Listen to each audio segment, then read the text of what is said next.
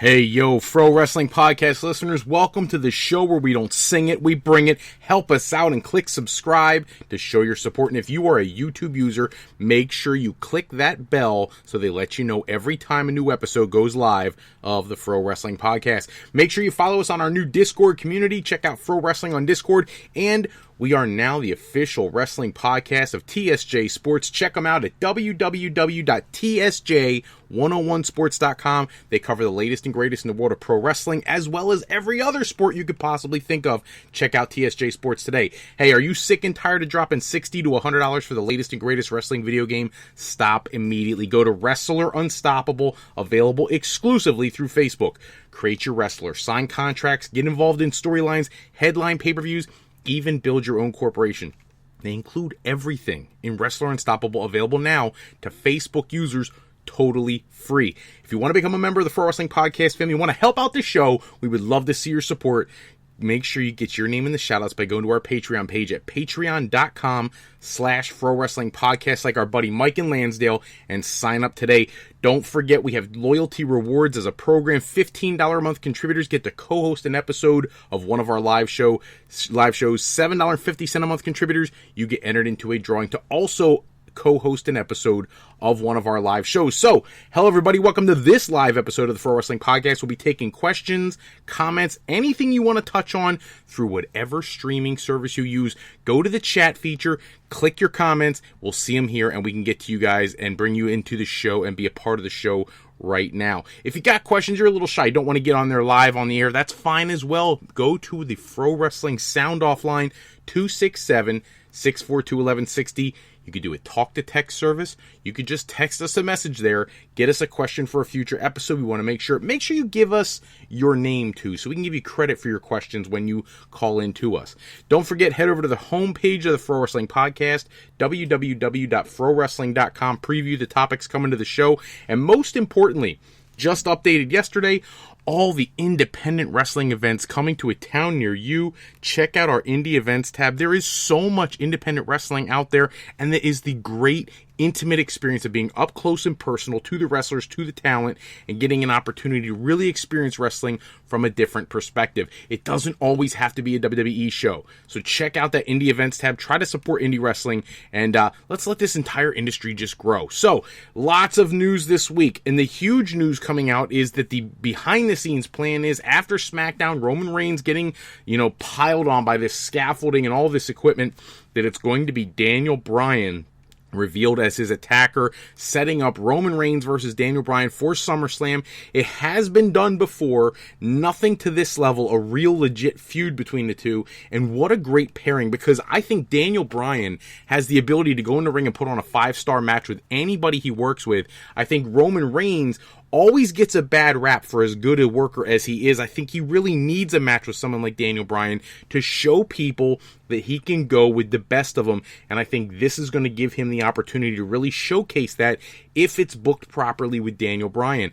Now, it's not the only match that they're putting together. Apparently, Dolph Ziggler, his match against The Miz, has already been scripted to be changed at the last minute. The word is that Ziggler will instead face Goldberg, which is bizarre considering only last week we heard that WWE and Goldberg were not on speaking terms. Now, a week later, we find out that Goldberg is in the plans not only to come back at the Summer Spectacular at SummerSlam to face Dolph Ziggler, which I think is a safe match, because if Goldberg squashes Dolph, let's be honest, there are a lot of us out there who have always felt like Dolph Ziggler deserved a main event run. He never really got a couple championship runs, but nothing of any length.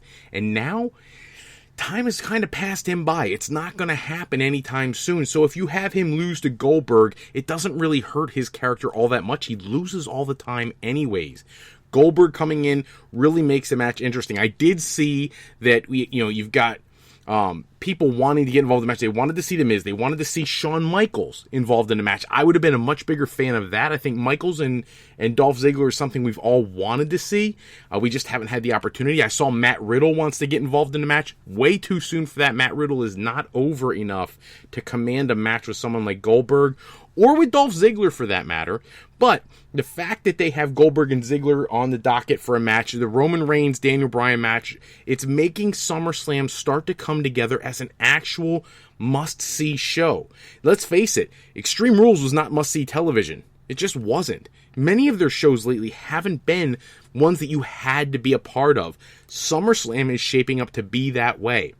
When you have the dream matches like Trish Stratus and Charlotte Flair, when you have things like Bayley Ember Moon, may not seem like a lot on paper, but with the constant conversation about is Sasha Banks coming back, could you not see Bayley retaining against Ember Moon only to be attacked by Sasha Banks for having gone on without her or whatever? You could spin it any way you want. It would be a great way to bring her back into the fold. All the storylines that are playing out with the New Day, with the Revival, with other tag team wrestling, there's a lot of opportunity here from the top of the card to the bottom of the card to really deliver on something special. 4-way women's tag team championship match is yet to be announced, but is in the plans. So we'll get to see the Iconics actually wrestle for a change and probably drop those straps, I would imagine, to Paige's duo.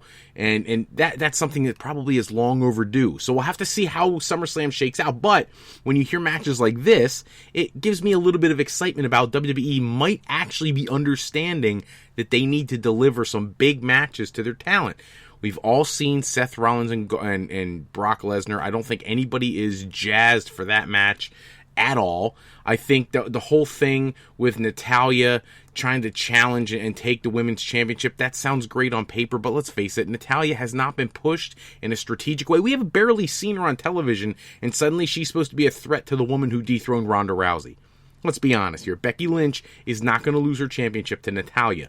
So there's some matches that could use some work, but these are the matches, the Daniel Bryan and Roman Reigns match, the Dolph Ziggler Goldberg, they add the fluff to the card that might make it actually a very well done pay-per-view. I'm really looking forward, if I'm being completely honest. I saw polls all week going on Facebook, on Twitter, on WWE.com, what matches you're most looking forward to. I want to see Randy Orton and Kofi Kingston. That's the number one match on the card for me right now, because I think they had the opportunity to capture lightning in the bottle years ago, and then it got buried. Everybody says Randy Orton buried it because he didn't think Kofi was at that level.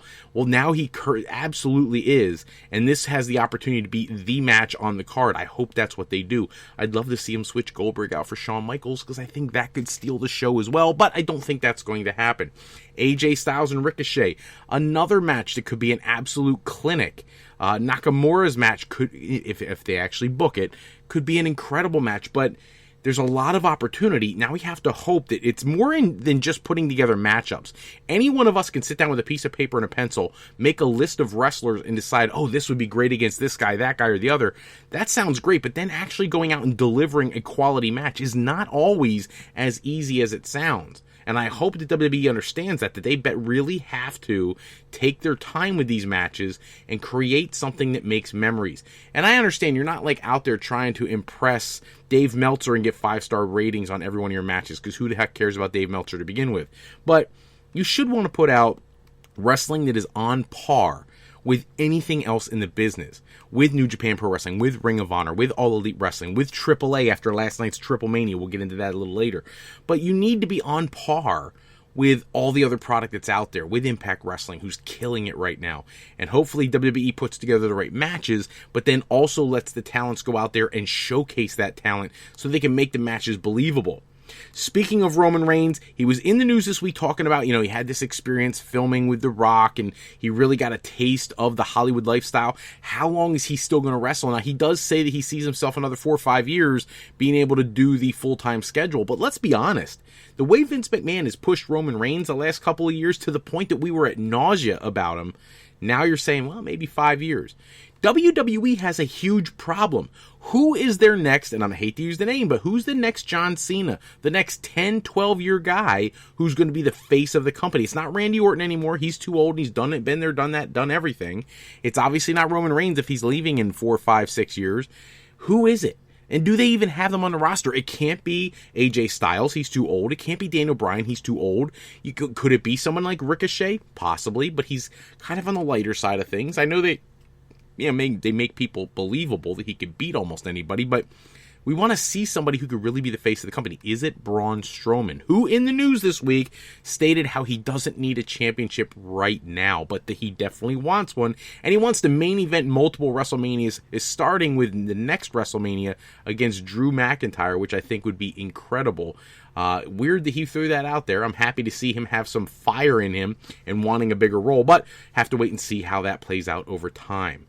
Speaking of The Rock, Roman Reigns filming with him, The Rock was on this week doing an interview and announced that he quietly retired from wrestling, which is heartbreaking for some, because let's be honest, I don't care if you love or hate The Rock, he can still go in the ring. He's not like some of the other people who, late 40s, early 50s, who can't go anymore. The guy's built like a brick, engine. That guy can do anything, and he's stepping away from the business. Hopefully it's only a temporary retirement. We get to see at least one go-away match. I want to see him and Roman Reigns once. And it's not because I'm a Roman Reigns mark. Anybody who listens to this show knows I've complained about Roman Reigns being pushed through the moon. I don't like that. But against The Rock, there is nobody better for him to have his last match with than Roman Reigns. Now then again, if Roman Reigns is leaving soon as well, maybe you don't do that match. But there has to be somebody you could put The Rock in the ring with to really pass the torch to hopefully that next flagship guy. In WWE news, former Impact Wrestling World Champion Chris Sabin is at the WWE Performance Center. He's a guest coach this week, doing all kinds of work with their talent. I would love to see him get a permanent position with WWE, both in the training opportunity and in NXT. Let's be honest, Chris Sabin is an incredible performer. Anybody who saw him as Impact Wrestling World Champion, feuding with Bully Ray and things of that nature, or if you're a fan of the Motor City Machine Guns when he was teaming up with Alex Shelley, that he can go with anyone, any size, any wrestling style. He's just a smaller guy himself, even smaller than Ricochet. So it'd be nice to see him just have one or two matches, or even a fistful if he's in NXT, under the WWE banner, just to say he did. And then to see him transition to where he could be an incredible motivator for the young cruiserweights and high flyers that are coming in the future. I think he's a perfect fit for that. Some injury updates. We know Finn Balor was pulled from the Smackville show. He was sick. It was nothing serious. Just had a bit of food poisoning or something like that. Ruby Riott still laid up after her shoulder surgery. She's going to be out for a significantly longer period of time, but is coming along well. She was in a news report this week where she was saying how she's on track to come back possibly a little early. Ricochet, elbow issues, but he's still performing, so nothing to worry about there. But the really strange one is Sheamus. Sheamus has been out since WrestleMania, concussion issues, this and that, but now he's been posting all these pictures on his Twitter feed, on his workout videos on YouTube, where he's wearing a referee's outfit and put up something like "Time for a Change." And it makes you wonder, maybe the injuries have finally caught up to him. I know he has spinal stenosis in the neck. Maybe it's starting to mess with him too much and he can't perform as a wrestler. However, perhaps he wouldn't mind being a referee. He's teasing that right now all over the place. So maybe that's what we see Sheamus do in the future. You could hold him off television until you have a really great angle that needs a special referee and then bring him in. And I'd be curious to see how that would work. I can't imagine someone who performed at the highest levels accepting that as their role, but you wouldn't see a whole lot of people pushing the referee around when it's Sheamus, as opposed to some of these smaller guys that get tossed around all the time. So gonna have to wait and see what's going on with Sheamus. I still want to see him in the ring. I've always been a Sheamus fan. He was pushed to the moon as soon as he got into the business and kind of fizzled in the middle there. Got another world championship run with Roman Reigns for a little while, and then back to tag team wrestling. So he's been up and down his whole career. I'd like to see him get another run. Doesn't necessarily have to be champion, but close to the top of the card. He's such a unique presence in the wrestling industry. Vince McMahon in news last week, rewriting almost the entire show of SmackDown as they were getting ready to go live on television. If you hired Paul Heyman and you hired Eric Bischoff to be in charge of these brands, get out of the way. What are you doing, Vince? Do you want your ratings to go up or not? Now, let's be honest. SmackDown was not a terrible show this week, but it could have been significantly better. It's kind of hard to mess up the return of Trish Stratus and some of the other things you had in place. It's hard to mess that up. So whatever he rewrote, he didn't do anything that was monumentally different, but just get your hands out of it. Let Eric Bischoff do his job. Let Paul Heyman do his job. Let them run their shows for a while. What you've been doing has not been working. You've been dropping viewership like a bullet. Let it go. See what happens. He's so hands-on, he doesn't see that he's actually hurting his own product. At this point, we need somebody to put their vision into place, put it into practice, and get Vince's hands off the product for a little while just to see something fresh. And he needs to stop trumping everything they do. And at some point, and I'm going to put this out there, at some point, it's up to the stockholders to say, hey, wait a minute.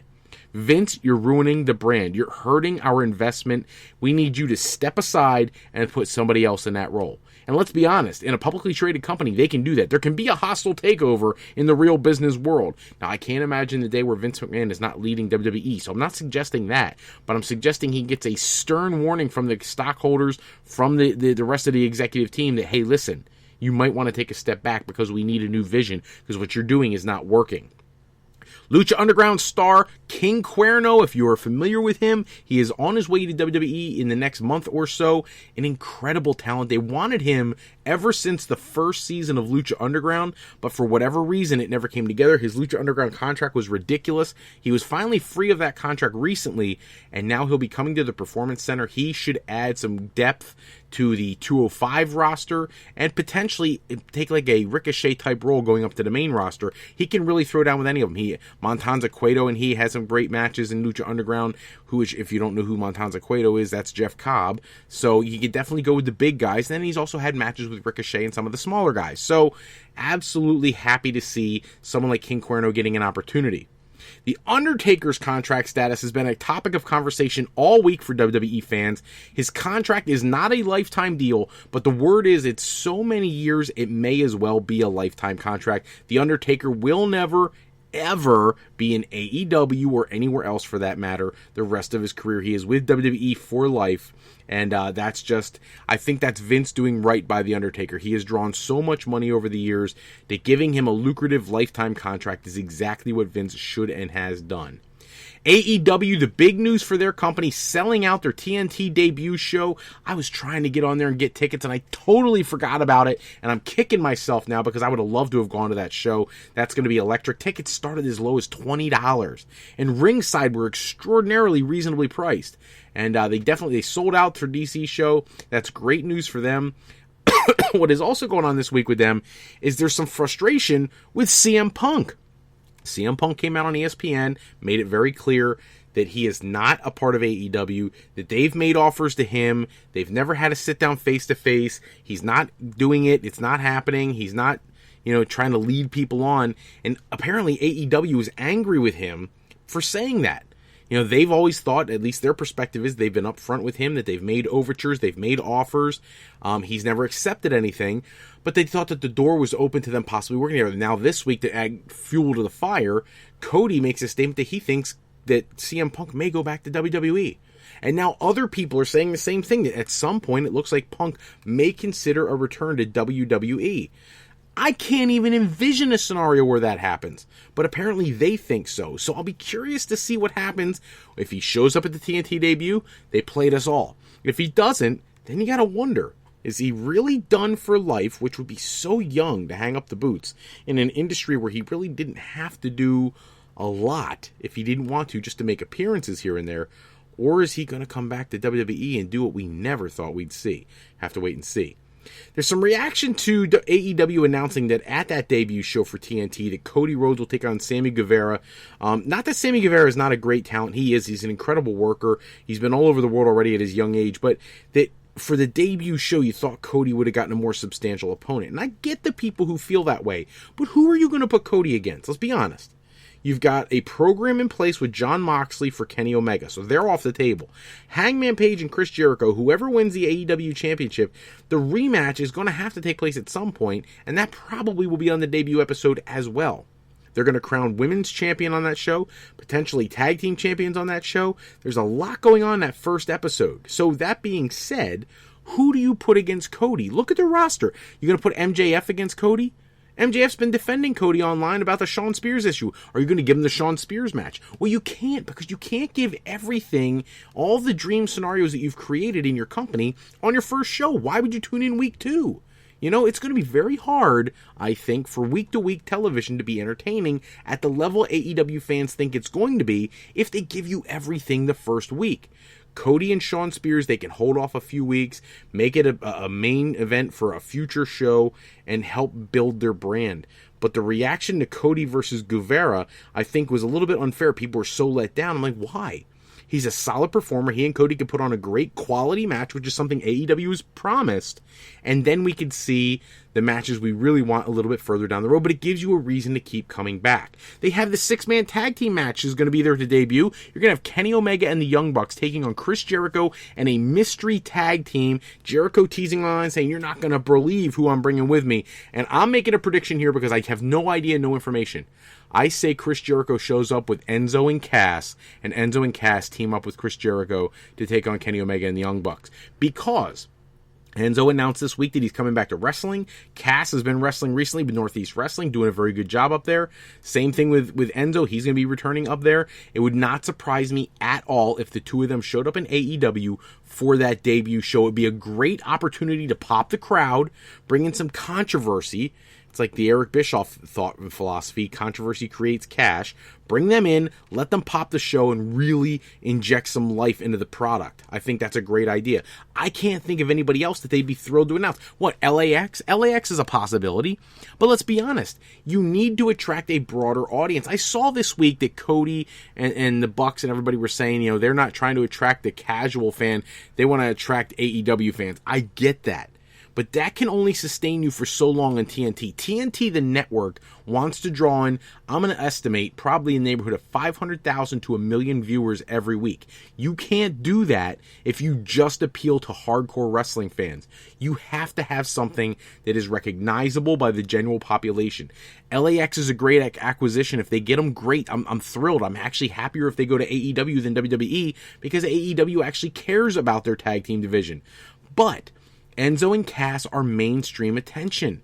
Do it. Bring them in and pop the town. That's what you need to do.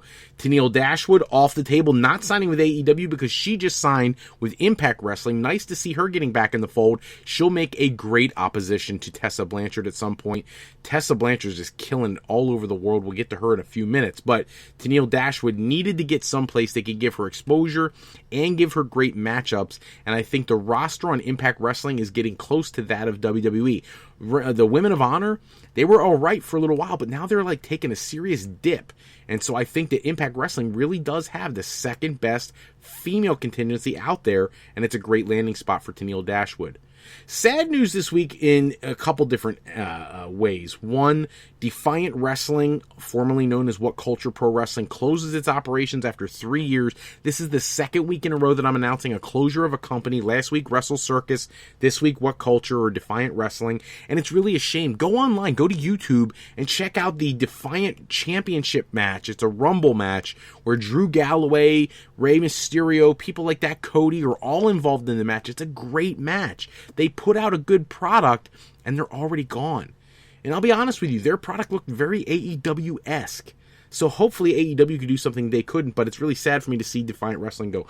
Nothing sadder this week than to see the passing of an absolute legend in Harley Race. I was only on his webpage a few days before his passing, looking at he has a shirt on there you could purchase that generate funds to help with his treatment. Now, obviously, we go towards some of his arrangements and whatnot. And just such an incredible guy, one of the toughest guys in the business. That's the reputation. No matter who you talk to, Harley Race was the toughest guy most of these guys have ever faced. And to see him lose his long battle with cancer is just heartbreaking. 8-time world champion. He wrestled them all. Everybody from the Briscoes to the Ric Flairs to the to Kerry Von Erich. Actually, he was one of the people who got to have classic matches with David Von Erich, Giant Baba over in Japan, Antonio Inoki. Just classic names. Feuds with Hulk Hogan in '86 when he came to the WWF. Just all these different incredible talents he got to work with. The Ortons. He's one of the few guys who got to work with Bob Orton Sr. and Jr. so he had such an elaborate career, transition from being a wrestler into managing people like Lex Luger, Big Van Vader, and just he really never gave up on the business. Even in his later years, having WLW to have his own promotion where he really cultivated some great young talent, he always gave back to the business. So it was really tough for me to see that he had passed, and the Pro Wrestling Podcast just wants to send out their well wishes to the rest of his family, and they are in our thoughts and prayers and have been all week. NXT star and Taz exchange that took place on Twitter this week was very interesting. For those who don't remember this podcast, we got to have the last interview with Donovan Dijak before he went to WWE. Now he's in WWE, kind of spinning his wheels a little bit, trying to get some traction, and he reached out to Taz asking if he could use the Taz mission as his finishing hold, which Taz abruptly came to some frustration about him asking him in such an open forum, and apparently the two had a private conversation where he went ahead and gave him his blessing. But it was really weird to see Taz get so upset about him asking in a public forum to use his hold to show him that respect. Let's be honest, the kid doesn't owe Taz anything. Don't get me wrong, I'm a fan of Taz's work, always was, always will be. But Taz is 20 years past the business. He really is. I mean, heck, his last real appearance was at ECW One Night Stand in 2005, where he choked out Kurt Angle for a few seconds. Before that, it had been a couple years before he wrestled. Before that, he's been gone a long time. Why does anybody owe anybody permission to use their holds? Like, let's be honest. Nobody who's alive today, with very few exceptions, are the creators of any of these holds. You think Stone Cold Steve Austin was the first person to use a move that looked like the Stunner? No, you could go back and see Gino Hernandez hit moves like that back in the early 80s. People do these holds throughout the history of the business. So asking permission, I thought that was a nice gesture on Dijak's part. Now, the fact that he got the blessing from Taz is great, but I thought Taz went a little too far. Just my personal opinion. Raw viewership this week took a hit. Last week with the reunion show, they popped well over 3 million viewers. This week drops all the way down to 2.3 million viewers. That's a huge drop for Raw. That's something that stockholders are going to be keeping an eye on. And when they move to SmackDown, they better find a way to bring in more people, because those numbers are not going to cut it on a major network, okay? So WWE, they better get behind something. Let Bischoff do what he needs to do with SmackDown. Let Heyman do what he needs to do with Raw, because they need viewership to increase significantly, because that is not good following up a great episode like the reunion show. Want to get into this, the reaction to AAA's Triple Mania XXVII took place last night. If you didn't see it, go to Twitch. You can rewatch the show. It was incredible. It was free. See, AAA puts their shows on Twitch for free. There's no reason for anybody to miss this. This is their equivalent to WrestleMania. You could have seen so many. Now, look, I get it. A lot of people don't know some of the Lucha stars, but there are some you do know. Like Cody Rhodes was there last night in an incredible 6-man tag team match. I saw the wrestling debut of Cain Velasquez from UFC. He looked great. He looked like a natural in the ring. You could have seen Tessa Blanchard win the women's championship down there. You could have seen so much last night. Kenny Omega and the Young Bucks gracefully losing to the Lucha Brothers and Laredo Kid. Kenny Omega throwing out a challenge for the AAA Mega title, which would be awesome. I would love to see him win that and bring it to All Elite Wrestling and do some more crosstalk like they did with the tag titles. And you could have seen Dr. Wagner and Blue Demon Jr. get in the ring in a hair versus mask match and watch Dr. Wagner get his head shaved as he retires from the sport. There was also some incredible emotional stuff, a lot of losses. Perro Aguayo passed away this year. The owner of the company passed away this year. They got some great interviews. Rey Mysterio was on their show giving comments. I love that WWE gave him permission to do that, to contribute to the remembrance of a really influential booker in the world of wrestling. So it was just a great show. If you don't get a chance to see AAA, subscribe to them on Twitch. They have incredible shows. And the channel runs 24 hours a day. You can watch, they put on old matches to get you familiar with the product. Check it out. AAA's got great stuff. Speaking of the Mexican promotions, CMLL has been announced with Ring of Honor, a partnership to do Global Wars. That's coming this month and heading into September. Should be great matches. Get to see some unique pairings you don't always get to see. The Ring of Honor stars and the CMLL stars. It does tell me that maybe Ring of Honor is transitioning a little bit away from New Japan Pro Wrestling. I would much rather see Ring of Honor, CMLL, and New Japan put together one big show. but we'll have to wait and see if that comes to fruition. But at least seeing that partnership should make for an interesting show for Global Wars. Marco Stunt signed with All Elite Wrestling. If you don't know who he is, check him out on YouTube. This kid is a high flyer. He's kind of going to play like the third wheel to the Luchasaurus, oh my gosh, Zebra Kid. What was his name? Luke Perry's kid. Jungle Boy. Jungle Boy and Luchasaurus are going to kind of have Marco Stunt as their sidekick. But he is a talented young man. He works his tail off in the ring. And he has a bright future if he's cultivated and brought up the correct way. I think AEW has a good mindset for how to do that with these young guys and how to really bring them up and kind of grow their own talent. Yes, they've got experience on the indies, but it's nothing like being on live television every single week in front of an audience, and I think it could only be good for him. So congratulations to AEW on a great signing. The WWE wildcard rule apparently going to go away once they do the debut on SmackDown on Fox. Great idea. Get rid of the split. Maybe the occasional crossover person. But the big thing is Fox really wants them to build up this back and forth banter heading into Survivor Series and have a red versus blue feud heading into that show. And you can only do that if you separate the brands a little more effectively so that people don't feel like, oh, I've seen these matches every week. Why would I tune in to Survivor Series when it's the same stuff I've seen for months? So that could only be a good thing. And the last thing for this episode, guys, an update on the G1 Climax. Jon Moxley finally takes a loss. They had him lose to Jay White, which is the perfect guy to defeat Moxley. I'm not saying that Jay White has to win the tournament. What I'm saying is Moxley needed to not go undefeated because he's the new toy they keep playing with. They were doing it with Kenta for a while until he lost to Okada. Okada actually lost a match to Sonata, Sonata, to me, is a talent that just has not been tapped to his fullest potential yet. The standings right now, Okada sits atop of everyone with 12 points. Moxley with 10. Kota Ibushi with 10. Right now, if the tournament ended today, it would be Okada versus Moxley. I think that's what we're going to see. Moxley will defeat Okada in the G1 Climax final, and that'll lead to the two of them facing off at Wrestle Kingdom, where I predict Okada will retain his championship, because by then, Moxley will have been there for a while. He's still the United States champion, blah, blah, blah. So I think that's the direction they may go, but that's what my prediction is right now. Looking at the G1 Climax, you're seeing some great matches. I really wish they would have grown the characters of people like Bad Luck Fale, Lance Archer, Kota Ibushi as a main event challenger, maybe even give Ibushi the win and go against Okada at Wrestle Kingdom. Instead, they're going a different route. Kenta has looked great in his time so far with their promotion, so they're doing some good things. I just wish they would have grown some new stars. They really had the chance to do that, and I think they've really dropped the ball in that regard. But they're not going to regret their decision because they've done pretty well for themselves so far the way they've booked it. That's all the time we have for this episode. Check back with us next episode. We'll run down all the latest wrestling news and rumors. Special thanks as always go out to bensound.com and purpleplanet.com for producing all the music and sound effects we use in our shows. Today's podcast is sponsored in part by Beazle Games. Bringing a new friend to family game night is easy with sketchy people. Showcase your artistic side in this game from Beazle Games by going to frowrestling.com and click the icon in the middle of the screen. And to alleyrepair.com. Contact Alley Repair today for servicing of all your classic skee-ball, pinball, and arcade game needs. Look, if you're looking for your next career move, you're considering college, university life, or maybe you just need some formal training for your next career decision, go to our sister website at frolifeplanning.com for all your higher education needs, as Fro Life Educational Planning is for today, for tomorrow, and for life with Fro Life.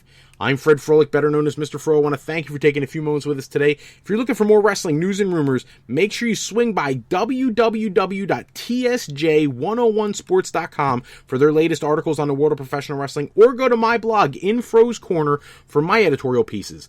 Either way, we thank you for taking time with us today. We will see you in our next episode. Until next time, take care, everybody. Check out AAA Triple Mania XXVII and go support indie wrestling going through my indie events tab. See a show near you.